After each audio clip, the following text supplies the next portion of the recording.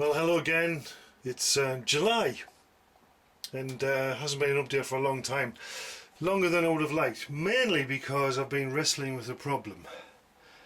I have had trains running, as you've seen in previous videos, but I've had some major problems with point motors, and that's caused me a lot of headaches and a lot of trying to work out what the problem was. So basically, in a nutshell, it sounds more complicated than it actually is. I've got two double slips. There's one here which is basically takes the goods line onto the main line, and then there's another double slip here which allows the trains to change tracks and move on to another platform, which will be down there. So I got all the point motors wired up, and when I put the double slips on, and also this point here and this one here off the double slip, when I put the motors on, everything was okay for a while, and then for some inexplicable reason even, the addresses, the ID numbers of the motors would change by themselves. At least that's what I thought. So you'd operate a double slip here, and then suddenly this point would move in tandem with it, or this one here would move in tandem with one of these motors for no reason whatsoever. And occasionally, sometimes what would happen is you'd want to direct the trains that way, but both motors would suddenly operate as if they were one. So all you could ever do was have a crossover, which obviously wasn't very good. And this would happen, and then you could leave it for a little while, and then it would suddenly remember where the numbers were. And I did actually get in touch with someone from Cobalt, because Cobalt have an office now in the UK. So I sent an email, I got a nice quick reply, and they seem to think it could be the ECOS sending incorrect information. So I did some digging on various websites and forums, because as you know, this is all new to me, and it's probably my wiring.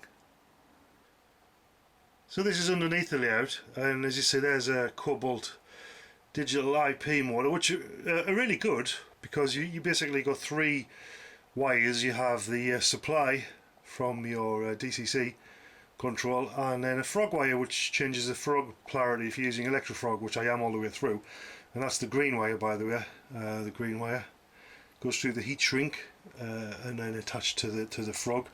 So all nicely, all well and good, and when it works brilliantly. But what I did was, because I thought you could do this, if you see the blue and the yellow wire, they're actually spliced into my main bus, so everything comes off the main bus. I have one bus, the yellow and the blue, the thick wires there, that's the main bus, and everything comes off there, the track supply and the point motor supply as well. Sorry, the point motor feeds everything off one bus. And on the forums I read, on several forums, says this isn't very good, because the point motors are susceptible, particularly these ones, I don't know if it's true, but particularly the Cobalt are susceptible to noise, digital noise perhaps, which means it gets the wrong information and therefore can have false triggering. So I thought, oh well, that's interesting, I didn't know about that. I know that people using different point motors, non-digital ones, sometimes have a 12 volt bus for their point motors running alongside the DCC bus, which is fair enough. But as I thought, as this was all digital, it should be okay. So to test this theory of to see if it was the wiring, what I did was I cobbled together this really crude looking arrangement. What I've done is, instead of using the Scotch lock connectors, I've soldered into a separate bus, which is this blue wire here and the yellow wire. I soldered directly feeder wires, these thin wires here, yellow one there and the blue one, and these go directly to the 7 points that's been affected, the 7 points. Obviously each double slip has two motors, so that's four motors on the double slips and 3 more points. So I wired these up separately, disconnected everything else, and this just goes directly back to the ECOS, nothing else connected, no track power, and everything works. And I've tried all sorts to scramble it, I've operated all the points as quickly as I can, changing directions, pressing lots of buttons basically to try and confuse it, and it works fine. I haven't been able to confuse it so far at all. So it would appear that yeah, it's best to have a separate bus for your points. Perhaps, I don't know if that's true with the tortoise points. I've heard the tortoise points are a little bit more robust, a little less susceptible to digital noise than the old IPs. But that's what I'm going to do now.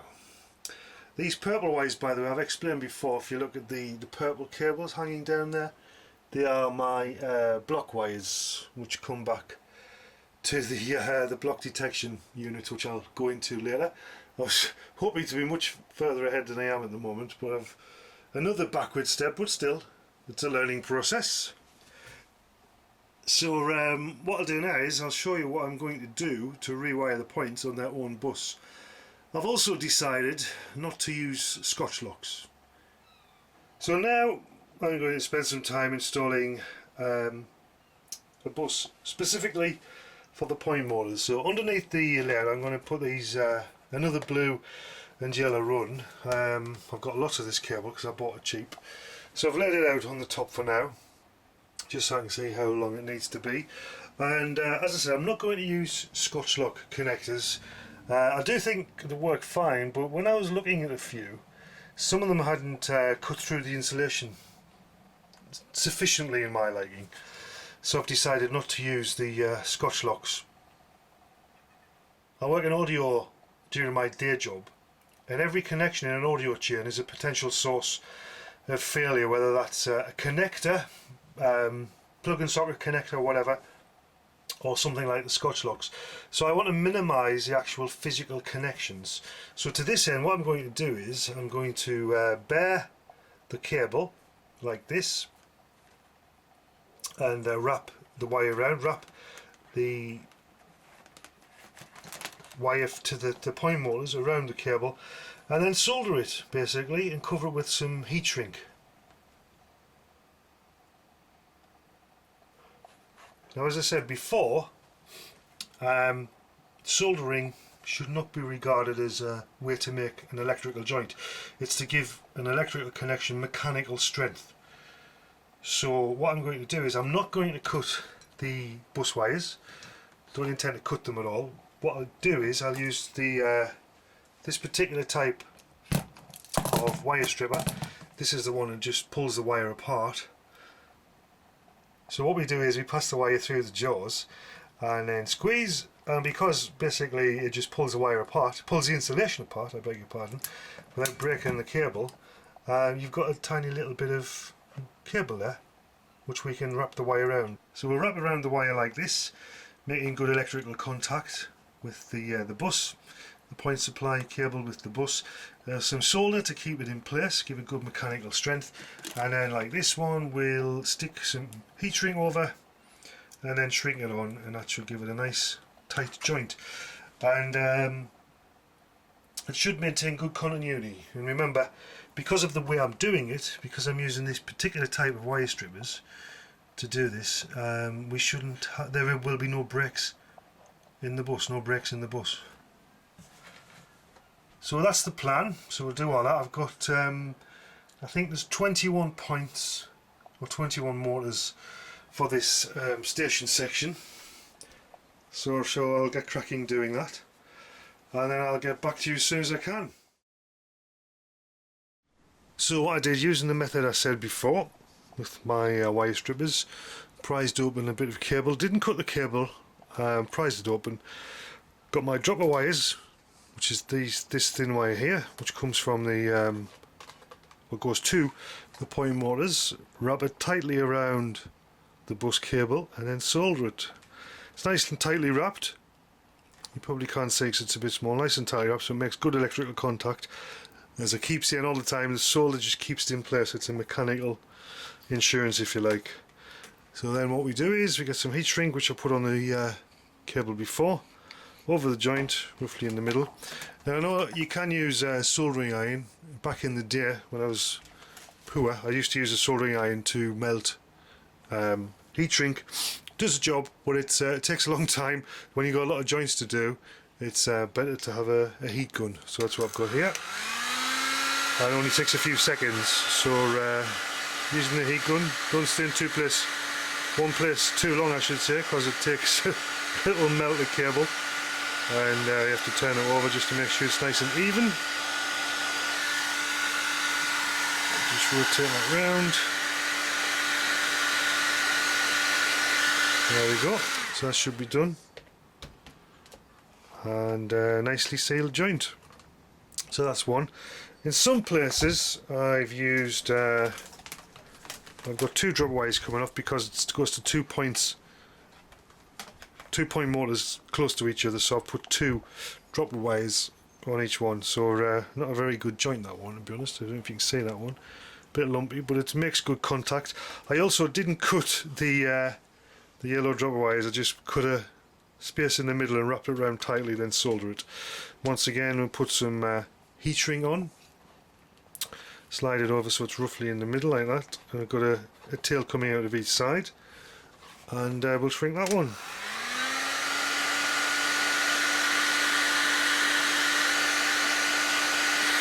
That's a bit off there. There's the joint there, slightly over the one side, never mind.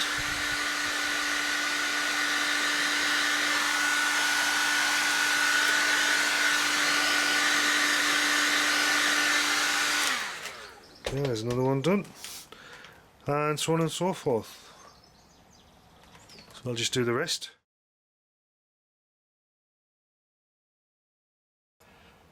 Right, so I've finished the cables, all nicely attached, all the drop wires with heat shrink on, as you can see. So I'll just lay it out on the top before I put it underneath, obviously. So this is now my bus wire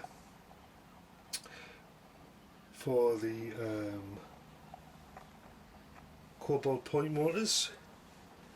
So if we see here, 3-way point obviously has two motors, so there's the first two tails, and then some more tails here, there for the for this point, and then we've got the two motors for the double slip, and then more points. So as you can see, all the tails go to a point motor. And there's another two for another double slip there, and there's another point there, and so on and so forth. So all I've got to do now is get on my back, remove the old points, which means I've got to cut all the remove them from the motors, which is easy, but then I've got to cut them all off the Scotch locks, and then install the new bus.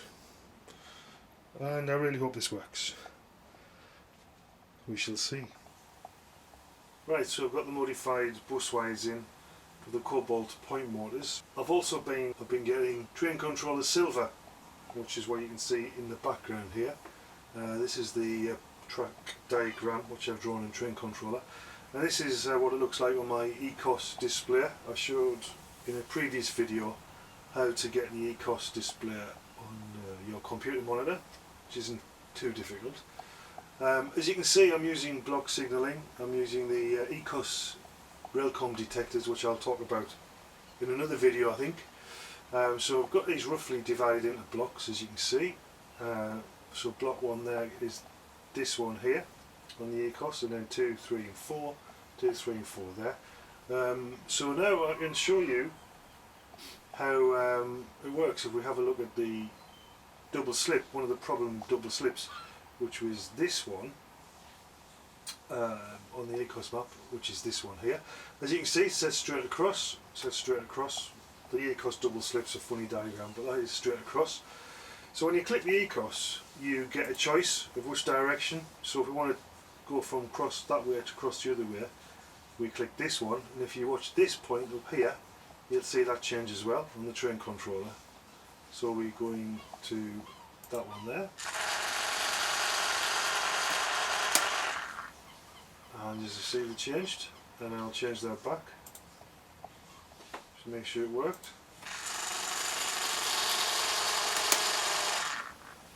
And then if we want to go take that road there, As you can see, when I change on the ECOS, it also changes on the train controller. You can do it on the train controller, but if I do that, then the ECOS will disappear behind the image. But so far I'm very pleased with the train controller. I'm even more pleased that it seems to have fixed everything.